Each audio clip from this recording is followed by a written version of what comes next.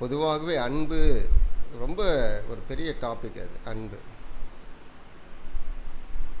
வம்பு இல்லைன்னா அன்பு இருக்கும், வம்பு இருந்தால் அன்பு இருக்காது. அன்பும் செயல்களும் ஒருங்கிணைந்து போகக்கூடிய ஒன்று. செயல்களை விட்டுட்டு எனக்கு அன்பு மாத்திரம் இருக்குன்னா ஒன்றும் பண்ண முடியாது. பொறுமையாக இருக்கிறவெல்லாம் அன்புள்ளவர்கள் என்று சொல்லலாமா? கோபமே வரல, அவரை ரொம்ப அன்பாக இருக்காருன்னு சொல்ல முடியுமா? வாய்ப்பே கிடையாது. ஒருவேளை அன்பின் நிமித்தம் கோபமாக இல்லாமல் இருக்கலாம், அன்பின் நிமித்தம் பொறுமையாக இல்லாமல் இருக்கலாம். பட் பொறுமையாக இருக்கிறவளை எல்லாரும் அன்புள்ளவர்கள் என்று நாம் என்ன பண்ண முடியாது, சொல்ல முடியாது. அப்போது அன்போடு இணைந்த செயல்கள், அதை தான் பொறுமை, கோபமின்மை, இதெல்லாமே அன்போடு இணைந்த செயல்கள். அப்போது அன்பு என்கிற ஒன்று மிக முக்கியமானது. இயேசு கிறிஸ்து 2 கற்பனையை நமக்கு ஞாபகப்படுத்தியிருக்கார். மத்தேயு 22ஆம் அதிகாரம் நினைக்கிறேன், எடுத்து வாசிங்க பார்க்கலாம். முதலாவது பிரதான கற்பனை அப்படின்னு சொல்லிட்டு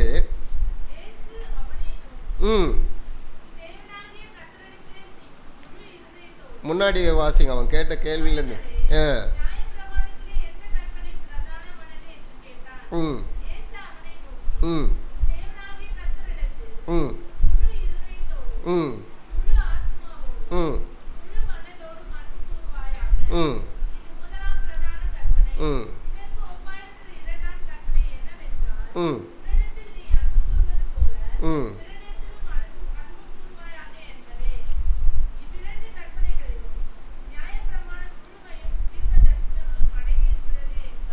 அப்போ நீங்கள் வச்சிருக்க பைபிள் முழுமையும் எந்த கற்பனையில் அடங்கி இருக்கிறதா? 2 கற்பனை. அந்த 2 கற்பனையுடைய அஸ்திபாரம், ஆழம் எதுன்னா அன்பு தான். 2 கற்பனையுடைய ஃபவுண்டேஷன் இல்லைன்னா கட்டிடமே கிடையாது. சிலர்லாம் சொல்லுவாங்க பாரு, பில்டிங் ஸ்ட்ராங்காக இருக்குது, ஃபவுண்டேஷன் இல்லை, ஆட்டம் கொடுத்தது அப்படின்று. வீட்டில் தன்னை போல் பலவான் யாரும் இல்லைன்னு வாங்க, யாரோ ஒருத்தர் உள்ளே நுழைஞ்சு ஆட்டம் கொடுத்துரும் பாருங்க, அந்த மாதிரி கதையாயிடும். ஃபவுண்டேஷன் தான் லவ். ஃபவுண்டேஷன் சரியில்லைன்னா ஒன்றுமே கிடையாது. அப்போ இந்த ஃபவுண்டேஷன் எங்கேருந்து ஆரம்பிக்குதுன்னா கடவுளிடத்துலேருந்து ஆரம்பிக்குது. என்ன சொல்கிறார்? முதலாவது எப்படி அன்பு கூறணும் ஆண்டவர் இடத்துல? முழு இருதயத்தோடும் முழு ஆத்மாவோடும். இருக்குதா முழு ஆத்மா நம்மக்கிட்ட? இருக்குதா? கொஞ்சம் பாருங்கள், முழு ஆத்மா இருக்குதான்ட்டு. எங்கெல்லாம் விற்றுட்டு வந்திருப்போம், எங்கெல்லாம் தானம் பண்ணிட்டு வந்திருக்கிறோம். முழு ஆத்மாவோடும், அப்புறம் முழு பலன், முழு சிந்தை. யார்கிட்ட தான் அன்பு கூறணுமா? யார்கிட்ட அன்பு கூறணும்? தேவனிடத்தில் அன்பு கூறணும். சற்று ஒரு வாரம் இருக்குல்ல, போன திங்கக்கிழமைலேருந்து நேற்றுக்கு வரல, அப்படி கொஞ்சம் திரும்பி யோசிச்சு பாருங்கள் உங்கள் லைஃப்பை. உண்மையாகவே முழு ஆத்மாவோடு, முழு சிந்தையோடு, முழு பலத்தோடு தேவனிடத்தில் அன்பாக இருந்தீங்களா? அன்பாக இருந்தீங்க என்று உங்கள் உள்ள ஆமைன்னு சொன்னிச்சுன்னா அதை விளங்கும்படிக்கு நீங்கள் என்னெல்லாம் செஞ்சீங்க, கடவுளுக்காக என்ன செய்யணும்ன்ட்டு செஞ்சீங்க, யோசித்து பாருங்க. நாம் எல்லாரும் தவறுகிறவர்கள், பூரணர்கள் அல்ல. கண்டிப்பாக பூரணர்கள் அல்ல. பூரணத்தை நோக்கி தான் போய் கொண்டு இருக்கிறோம். பூரணத்தை நோக்கி தான் போய் கொண்டே இருக்கிறோம். அதனால் மாறிக்கொண்டு இருக்கிறோம். ஒரு 10% நாம் இதை நடப்போம் என்றால் அவர் சந்தோஷப்படுவார். ஒரு 10% நம்ம நடக்க ஆரம்பிச்சிட்டோன்னு வைங்களேன், அவர் பெரிய சந்தோஷம். அப்போ என்ன சந்தோஷம்? முதலாவது அவரிடத்தில், பிறகு உன்னை நேசிப்பது போல பிறரை நேசி. அதை விட்டுருவோம், அதை வேண்டாம், அதை விட்டுடலாம், கொஞ்சம் விட்டுடலாம். இதில் நாம் சரியாக இருக்கிறோமான்னு பார்க்கணும், அவ்வளோதான், முடிஞ்சு போயிடுச்சு. இதில் நாம் சரியாக இருந்தோம்னா எது சரியாக இருக்கும்? அடுத்தது சரியாக இருக்கு. இதில் தவற விட்டுட்டு, யோவான் எழுதுவார்ல, 1 யோவானில், கண்ட சகோதரத்தில் அன்பு கூறாதவன் அப்போ காணாத தேவனத்தில் அன்பு கூறுகிறவன் கண்ட சம்பந்தத்தில் அன்பு கூறுக, முடிஞ்சு போயிடுச்சு இல்லை. அப்போது எங்கே தான் அன்பு இருக்கணும் நமக்கு? முதல்ல தேவனிடத்தில் அன்பு கூறணும். ஏன் அன்பு கூறணும்? நம்மை படைத்தவர் அவர் தான், நம்மை உருவாக்கினவர் அவர் தான். உருவாக்கின வஸ்து உருவாக்கினவரை நோக்கி என்ன பண்ண முடியாது? எந்த கேள்வியும் கேட்க முடியாது. அப்போது நம்முடைய சிருஷ்டி கர்த்தர் அவர் தான், படைத்தவர் அவர் தான். நாம் இந்த அளவுக்கு இருக்கிறோம் என்றால் எல்லாம் அவர் தான் காரணர். அது மாத்திரமல்ல, அவருக்கும் நமக்கும் உறவு இருக்கும்படிக்கு எந்த எதிர்பார்ப்பும் இல்லாமல் அவரையே தனக்கு நம்மைக்காக பலியை கொடுத்தார். இதை தான் யோவான் அழகாக எழுதுவார். இந்த யோவான் 1-15 வரல இயேசுவுக்கும் நிக்கோதேமுக்கும் உள்ள ஒரு கான்வர்சேஷன் இருக்கும். அதை முடித்த உடனே யோவான் 3:16 எழுதுவார். ரொம்ப அற்புதமான பல சுவிசேஷங்கள் எடுத்து பேசக்கூடிய வசனம். தேவன் தம்முடைய ஒரே பேரான குமாரனை விசுவாசிக்கும்படிக்கு அவரையே இந்த உலகத்தில் தந்தருளி அன்புக்கு இலக்கணம் எதுவென்பதை விளங்க பண்ணினாராம். இதுதான் அன்பு என்பதை விளங்க பண்ணினார். அப்போ அந்த அன்புக்கு ஈடானது எதுவுமே இல்லை இந்த உலகத்தில், எதுவுமே கிடையாது. அவ்வளோ பெரிய அன்பை நமக்காய் கொடுத்து இருக்கிறார். அதனால் நாம் மீட்கப்பட்டு இருக்கிறோம், ரட்சிக்கப்பட்டு இருக்கிறோம். இப்போ நாம் யாரிடத்தில் அன்பு கூறணும்? அவரிடத்தில் அன்பு கூறணும். பெரிய ஒரு விலை மதிப்பற்ற ஒரு ரட்சிப்பை நம்ம பெற்று இருக்கிறோம். அவருக்கு பிள்ளை என்கிற ஒரு அங்கீகாரம் நமக்கு கிடைத்திருக்கிறது. நாம் அவருடைய பிள்ளைகளாக இந்த உலகத்தில் இருக்கிறோம். இதை விட சிலாக்கியம் நமக்கு வேறு என்ன வேணும்? நான் கடவுளுடைய பிள்ளை அப்படின்னு சொல்லும் பொழுது நமக்கும் ஒரு தெம்பு இருக்குது, ஒரு பலன் வருகிறது, அவரும் அதில் மகிழ்கிறார். ஆனால் பிள்ளை என்று சொல்லும் பொழுது உண்மையாகவே அவருக்கு நாம் பிள்ளைகளாக இருக்கிறோமா என்பதுதான் முக்கியம். அப்போ பிள்ளை என்று சொன்னால் அவருக்கு நாம் கீழ்ப்படியணும், கீழ்ப்படிந்து நடப்பது. அப்போ கீழ்ப்படிந்து நடப்பது தான் நாம் அவரிடத்தில் அன்பு கூறுவது. இப்போ முழு இருதயத்தோடு, முழு ஆத்மாவோடு, முழு சிந்தையோடு அன்பு கூறுனா என்ன அர்த்தம்? ஆண்டவரே அன்பு கூறுற அன்பு கூறுற அன்பு கூறுன்னு சொல்லிக்கிட்டு இருப்பதா? அது கிடையாது, அது கிடையாது. நம்ம சொல்லிக்கிட்டு இருந்தாலும் ஒன்றும் பண்ண முடியாது. வாயில் என்ன வேணாலும் வடை சுடலாம், ஒன்றும் வேலைக்கு ஆகாது. நிறைய பேர் எங்கே தான் வடை சுடுறாங்க? வாயில் தான் வடை சுடுவாங்க பாரு. என்ன போல் பரிசுத்தவான்ல என்ன போல் ஆள் கிடையாது, தங்களை பார்த்து பேசிக்கிட்டு இருப்பாங்க. இப்போது முழு இருதயத்தோடு, முழு ஆத்மாவோடு, முழு சிந்தை முதலாவது தேவனிடத்தில் அன்பு கூறு அப்படின்னு சொல்லும் பொழுது எப்படி அவரிடத்தில் அன்பு கூற முடியும்? நான் அவருடைய பிள்ளை, எனக்கும் அவருக்கும் உறவு இருக்கிறது. அந்த உறவு எதன்படியில் அடிப்படையில் இருக்கிறது? அவருடைய இரத்தத்தினாலே மீட்கப்பட்ட அடிப்படையில் இருக்கிறது. அந்த உறவை நான் எப்படி காப்பாற்றி கொள்ள முடியும்?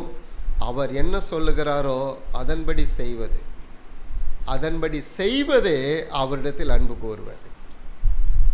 போனதோட படித்தோம்ல ஒரு வசனம், யோவான் 13:34-35 எடுத்து வாசித்து பாருங்க.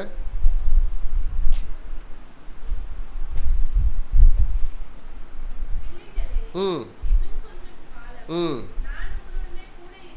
ம் ம் ம்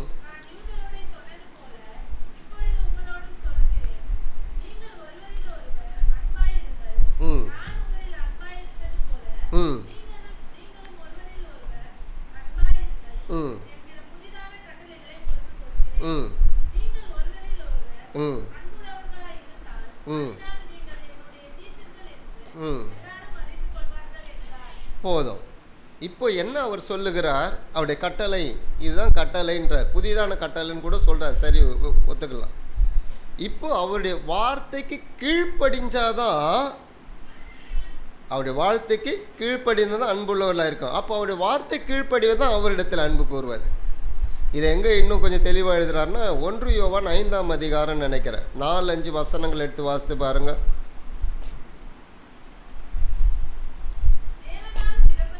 ம் ம் ம் ம் இல்லை, அதில் இல்லைன்னு நினைக்கிறேன்.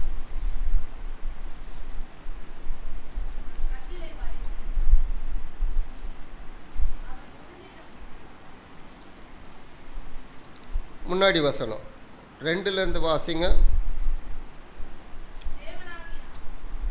1 யோவான் 5:2 1லேருந்து வாசிங்க. 1 யோவான் 5. ம் ம் ம் ம் ம் ம்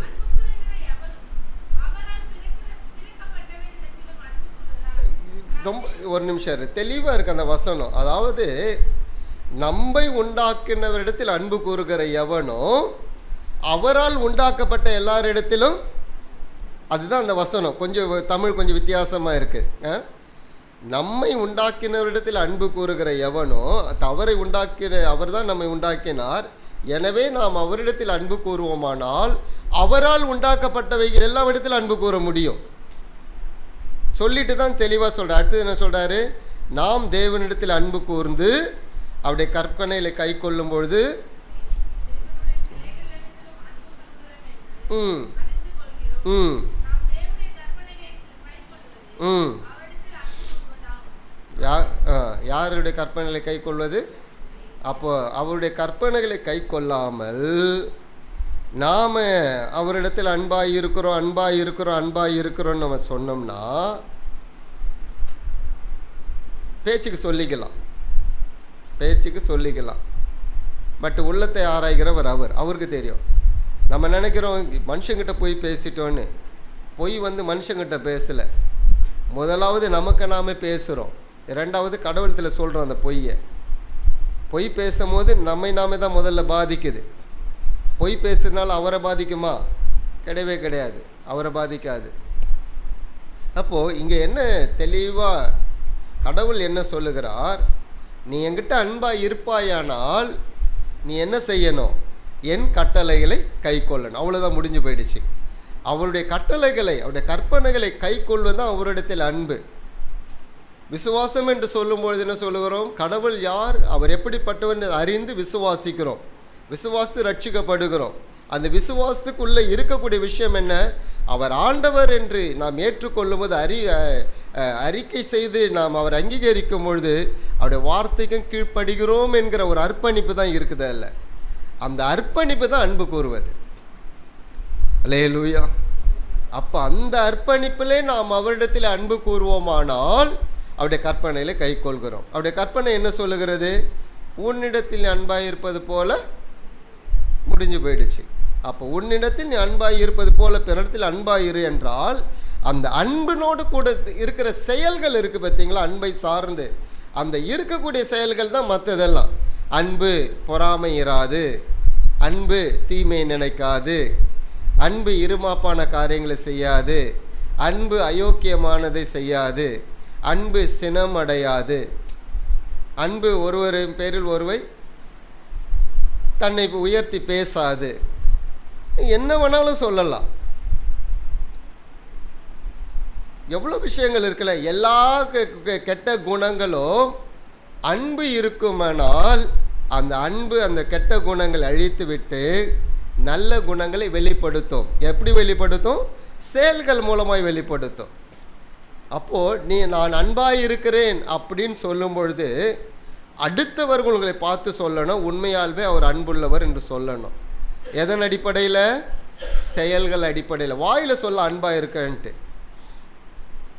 செயல் இல்லாமல் வாயில் ஒன்று சொல்லி என்ன பண்ண முடியாது, ஒன்றும் பண்ண முடியாது. கடவுள் முடிவு பரியந்தம் அவரிடத்தில் அன்பு வைத்தாராம். அன்பு வச்சாரா இல்லையா? யோவான் 13ஆம் அதிகாரம் அந்த 1-2 வசனங்களை வாசித்து பாருங்க.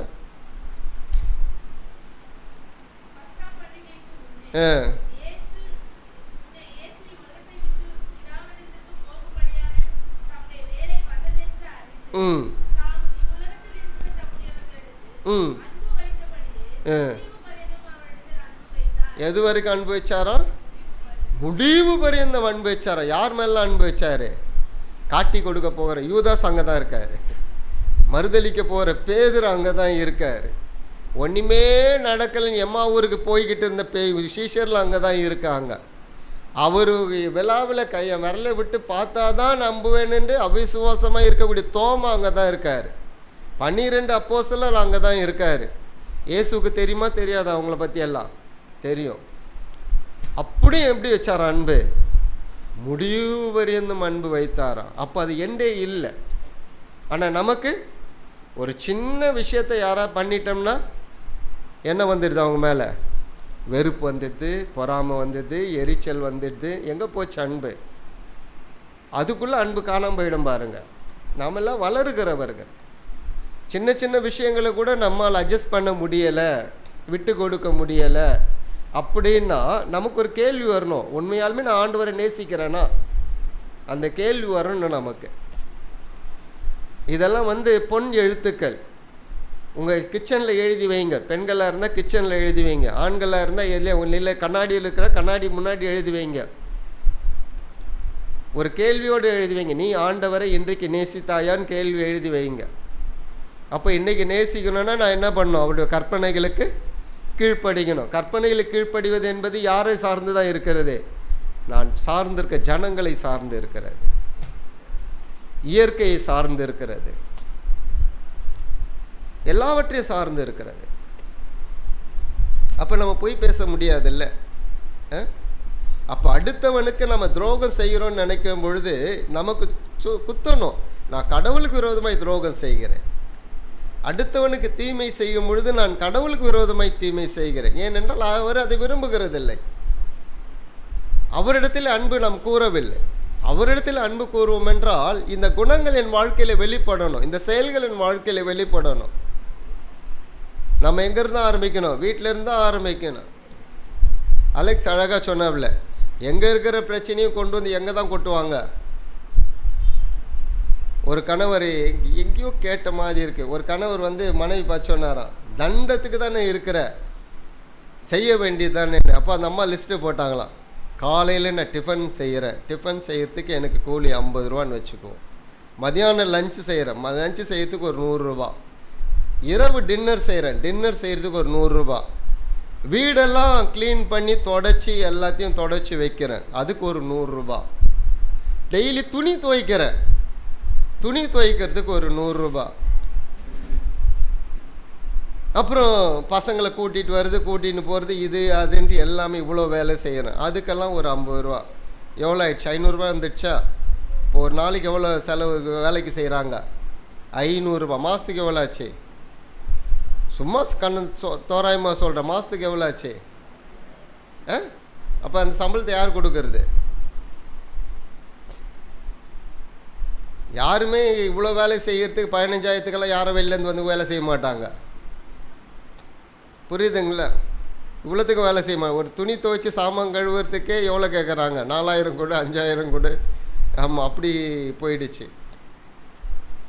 அப்போது இதெல்லாம் எதன் அடிப்படையில் இந்த கேள்விகள்லாம் வருதுன்னா, அன்பு இல்லை. அங்கே அன்பு இல்லைன்னா என்ன ஆகுது?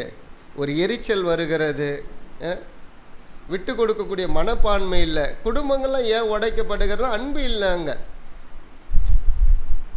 ஒரு இந்து பேச்சாளர் ஒருத்தர் கேட்டார் கேள்வி. கிறிஸ்தவ கல்யாணம்லாம் நல்ல முறைப்படி ரிஜிஸ்டர் பண்ணி உடன்படிக்கைன்னு சொல்கிறீங்க, கடவுள் தான் அந்த கல்யாணத்தை ஏற்படுத்தினார் சொன்னீங்க. இவ்வளோ நல்லா நடக்கிற கல்யாணங்கள் இன்னைக்கு எந்த அளவுக்கு நடக்கிறதோ அதில் பாதி டைவர்ஸில் போய் நிற்குதுன்னு கேட்குறாரு கேள்வி. இந்துக்களோ முஸ்லீம்களோ நடக்கிற கல்யாணங்கள்லாம் அப்படி ஆகிறது இல்லை. இது ஏன் போய் அப்படி நிற்குது? நீங்கள் தானே முக்கியமானதுன்னு சொல்கிறீங்க, அப்போ இங்கே வரவே கூடாத அப்படின்னு கேட்குறார். என்ன இல்லை? குடும்பத்தில் அன்பு இல்லை. அன்பு இல்லைன்னா கடவுளை நேசிக்கலை. ஆனால் பேருக்குன்னு நாங்கள் கிறிஸ்தவர்கள் ரெகுலராக ஆலயத்திற்கு போயிடுவோம், எங்களை போல் பரிசுத்தவான்கள் யாருமே இல்லை அப்படின்னு சொல்கிறது. நீங்களாம் இல்லை, நீங்களாம் நல்லவர்கள். அப்படி தான் இன்னைக்கு கூட்டம் போயிட்டுருக்கு. நாம் இயேசுவை வணங்குகிறவர்கள் அல்ல, இயேசுவோடு வாழ்கிறவர்கள். இதை நீங்கள் புரிஞ்சுக்கணும். வணங்குகிறவர்கள் எப்படி வேணாலும் அவர் பேரை வச்சுட்டு என்ன வேணாலும் பண்ணிகிட்டு இருப்பாங்க. வாழ்கிறவர்கள் அவர் சொல்கிறபடி தான் நம்ம வாழணும், அதை மீறி நம்ம போக முடியாது. அவர் என்ன சொல்கிறார் அதன்படி வாழ்வோம் என்றால் நாம் ஒரு இடத்துல அன்பு ஆகியிருக்கிறோம். அப்போ அவர் சொல்கிறபடி வாழ்வதே நான் மற்ற இடத்தில் அன்பு ஆயிடுச்சு. புரிஞ்சிச்சிங்களா? அவரிடத்தில் அன்பு கூறுவோம் என்றால் அவர் சொல்கிறபடி வாழணும். அவர் சொல்கிறபடி நம்முடைய வாழ்க்கையே மற்றவிடத்தில் அன்பு கூறுவது. அப்போ அங்கே பொறாமைக்கு இடமில்லை, எரிச்சலுக்கு இடமில்லை, பெருமைக்கு இடமில்லை. ம்? ஆசைக்கு இடம் இல்லை. ரொம்ப முக்கியமானது. என்னதான் இருந்தாலும் சரி, என்னதான் இருந்தாலும் அதை விட கிராண்டாக இருந்தாலும் அடுத்தவன் போட்டிருக்கிற மேலே கண்ணு போயிடும் பாருங்க நமக்கு. பார்த்துருக்கீங்களா? அதை மாற்றவே முடியல. இதுவும் அன்பினுடைய பற்றாக்குறை தான். அன்பு இருந்துச்சுன்னா என்ன போதும் என்கிற மனநிலை இருக்கும். எல்லாமே அன்பினுடைய செயல்கள் தான். அன்பு இருந்துச்சுன்னா என்ன இருக்கும்? இன்றைக்கி ஆசைப்பட்டு போய் மாட்டிக்கிட்டு அவசப்பட்டு இருக்கவங்களாம் இருக்காங்கல்ல. அடிக்கடிக்கு இந்த பழமொழி சொல்லுவாங்களே, வட்டிக்கு கடன் வாங்கி அடிகை வாங்கி கடைசியில் வட்டி கொடுக்க முடிய அடிகை விற்று வட்டியை மாத்திரம் கொடுத்தாங்களாம். அந்த கதையில் போய் மாட்டிக்கிறது. அப்போ அன்பு குறைபாடு, அன்பு குறைவு இருக்கும் பொழுது இதுவும் ஆசையும் பெருகிடுது இல்லை? எப்படி ஆசை வருது? அடுத்தவனே நான் பெருசாக இருக்கணும். ஒரு ஷார்ட்ஸ் ஒன்று பார்த்தேனே, என்ன முஸ்லீம் லேடி உட்காந்துருக்காங்க, பார்த்தீங்களான்னு தெரியல. கணவர்கிட்ட அமைதியாக உட்காந்துருப்பாங்க. என்னம்மா அமைதியாக உட்காந்துருக்க? பக்கத்து வீட்டுக்காரன் அவன் பொண்டாட்டிக்கு சாரி எடுத்து கொடுத்தா 2000 ரூபாய்க்கு. உடனே இருமா வரேன்ட்டு 6000 ரூபாய்க்கு சாரி எடுத்துன்னு வந்து கொடுப்பார். அவங்களுக்கு திரும்ப அமைதியாக உருன்னு இருப்பாங்களா. என்ன பக்கத்து வீட்டு பெரிய பேக் 2000 ரூபாய்க்கு மேலே பேக் வாங்கி கொடுத்துருக்கான். அவ்வளவு தானே. இவர் போய் திரும்ப ஒரு 6000 ரூபாய்க்கு பேக் வாங்கினது இருந்தா யாரு? அப்போ ஒரு மாதிரி இருக்கும். இன்னும் பக்கத்து வீட்டுக்காரு அவங்க மனைவிக்கு 5 பவுன் நகை கொடுத்துருக்கான். எனக்கு எப்படி பெருமை இருக்கும்?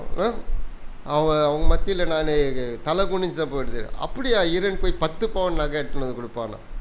சந்தோஷமாக இருப்பானா. இவன் பேக்கை மாட்டிட்டு கிளம்பானா, கிளம்புறேன்ட்டின்ட்டு. இல்லை பக்கத்து வீட்டு புருஷன் என்ன பண்ணான்னா எல்லாத்தையும் வாங்கி கொடுத்துட்டு ஒரு பொண்ணை இழுத்துக்கிட்டு ஓடிட்டான். நானும் மாட்டிக்கிட்டு அது இல்லைன்னா உனக்கு அவமானம் ஆகிடும்ல, நான் இழுத்துக்கின்னு ஓடலைன்னா. அது மாத்திரம் செய்யக்கூடாது. இன்னைக்கு எங்கே பிரச்சனைனா, போதும் என்கிற மனநிலை இல்லைன்னா யாரை தான் ஒப்பிட்டு பார்க்குறோம்? யாரதான்? அவன் இப்படி இருக்கானே, அவன் இப்படி இருக்காளே, அவன் இப்படி இருக்காளே.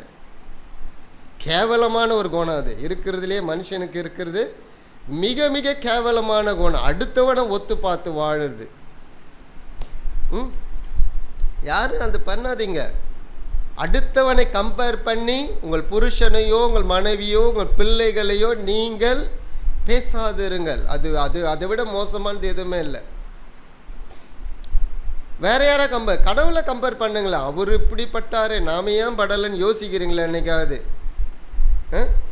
மறுதளிச்ச பேதுரு கடைசியில் சிலுவையில் நேராக அரைஞ்சா, ஐயோ அவ்வளோலாம் நான் பார்த்துறவன்ல, என்னை தலைகீழ வச்சு சிலுவையில் அரைன்னு சொன்னார். அதெல்லாம் கம்பேர் பண்ணுறது கிடையாது. பல இடங்களில் வாங்கிட்டு வந்தார் பவுல், அவரை கம்பேர் பண்ணி பாருங்க. அதெல்லாம் செய்கிறது இல்லை. அப்போது அன்புனுடைய குறைவு, அன்புடைய குறைவு தான் இந்த கெட்ட குணமெல்லாம் வளருவதற்கு காரணம். அன்பு இருந்துச்சுன்னா அங்கே மனரம்யம் இருக்கும். மனரம்யம் இல்லைன்னா ஆசைகள் வளர்ந்துடும். ஆசைகள் வளர வளர என்ன ஆகும்? குடும்பத்தில் விரிசல் உண்டாகும். ஏன்னா நிறைவேற்ற முடியாதுல்ல, நிறைவேற்ற முடியாது. சிலர்லாம் பார்த்தீங்கன்னா என்னை போல் வாங்கி கொடுக்குறவங்க யாரும் இல்லைன்ட்டு கேட்குறதெல்லாம் வாங்கி கொடுத்துட்டு ஒரு கட்டத்தில் இல்லைன்னு வச்சுங்க, வாங்கி கொடுக்க முடியலன்னா என்ன ஆகுங்க? என்ன வரும்? பூகம்பமே வெடிக்கும். சில குழந்தைங்களாம் வளர்க்குற முறையை மாற்றிடுவாங்க பாருங்க. கேட்குறதெல்லாம் வாங்கி கொடுத்துட்டு ஒரு கட்டத்தில் இல்லைன்னா அந்த பிள்ளை அடம் பிடிக்க ஆரம்பிக்கும். பிள்ளை பண்ண தப்பா?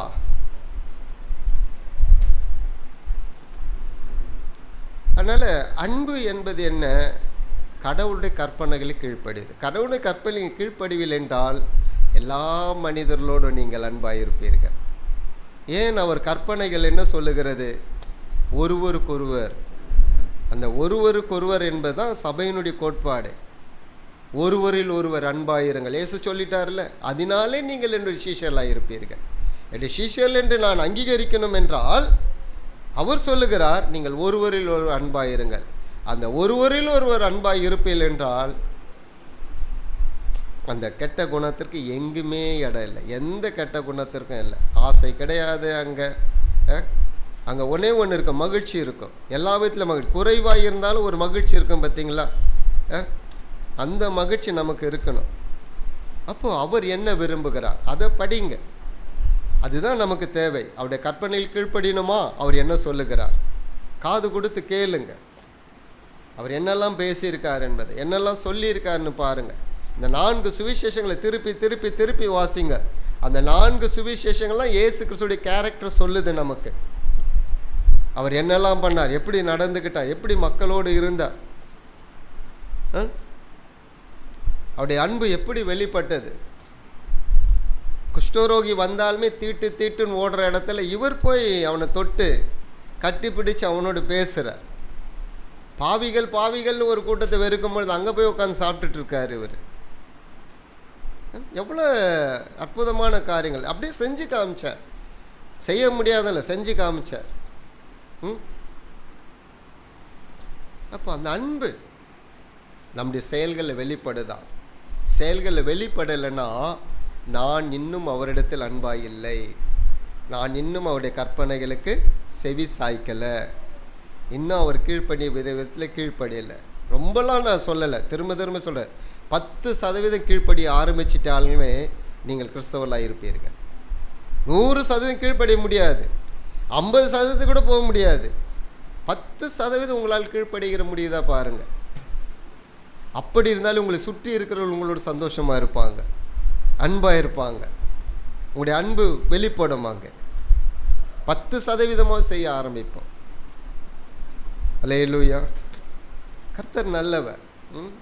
அலெக்ஸ் ஆரம்பித்து விட்டார், அது முடிக்கவும் முடியாது, அதை ஸ்டார்ட் பண்ண முடிக்க முடியாது, பாட்டும் போய்கிட்டு இருக்கும். அப்போ நீங்கள் அவருடைய சீஷர்களாக இருக்க வேண்டும் என்றால் நீங்கள் ஒருவரிடத்தில் ஒருவர் அன்பாயிருங்கள். நீங்கள் அன்பாய் இருப்பீர்கள் என்றால் இயேசுடைய சீஷர்கள்.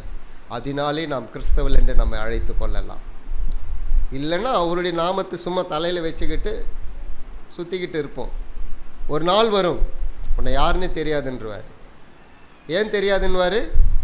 என் பிதாவின் வார்த்தையின்படி நடக்க உனக்கு மனதில்லை, உன்னுடைய சுயநலம்படி நடந்துட்டு இடம் கேட்டால் கிடைக்குமா?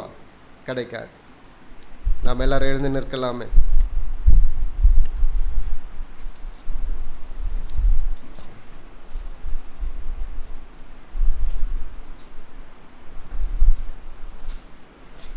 சில நேரங்களில் நம்ம பாட்டு பாடுவோம்ல, ரொம்ப அந்த பாட்டெல்லாம் பார்த்தீங்கன்னா அந்த ராகத்தை இழுத்து அந்த பாட்டு பாடும்பொழுது நம்மளை போல பரிசுத்தவான் யாருமே இல்லைன்னுவோம்ல. கடைசியாக கூட ஒரு பாட்டு பாடினல, உமக்காகத்தான் வாழ்கிறே, அவ்வளோதான். அதுக்கப்புறம் இருக்காது. உண்மைதான் நேசிக்கிறேன்னு சொல்ல முடியுதா ஒழுங்கா? பாடல் ஏதோ ராகத்துக்காக பாடாதீங்க, உணர்ந்து பாடுங்க. உணர்ந்து பாடணும். உண்மைதான் நேசிக்கிறன்னொன்னையும் அடுத்தவங்களாம் நமக்கு கையை நீட்டுவான், டேய் நீ கடவுளை நேசிக்கிறியாயா அப்படின்வான். அதெல்லாம் மாறணும், மாற்றிக்கணும், கொஞ்சம் கொஞ்சமாக மாற்றிக்கணும். இன்றைக்கி இருக்கிற செயல்கள் நாளைக்கு கொஞ்சம் மாறணும்.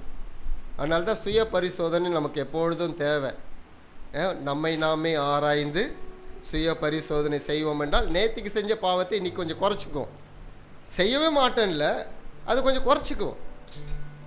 நேற்றுக்கு திட்டிட்டு வந்தவொடனே இன்றைக்கி கொஞ்சம் குறைக்கிறதுனா இன்றைக்கி திட்டாமல் இருப்போம்னு வச்சுங்க.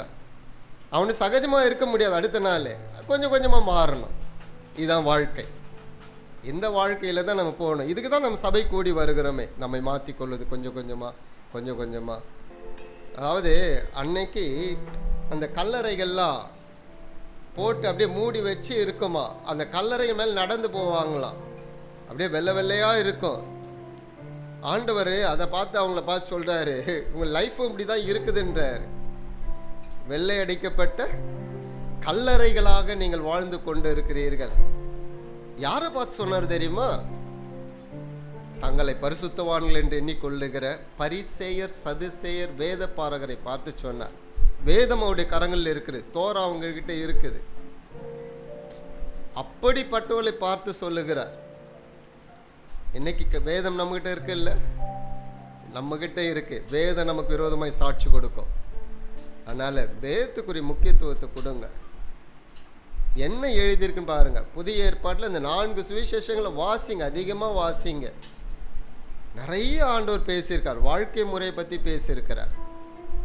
அதை நம்ம செஞ்சிட்டாலுமே போதும். நம்மை விட கிறிஸ்தவர்கள் இந்த உலகத்தில் யாரும் இல்லை, அவ்வளோதான். எனவே உள்ளான மாற்றம் வெளியரங்கமான செயல்கள் இருக்கும்.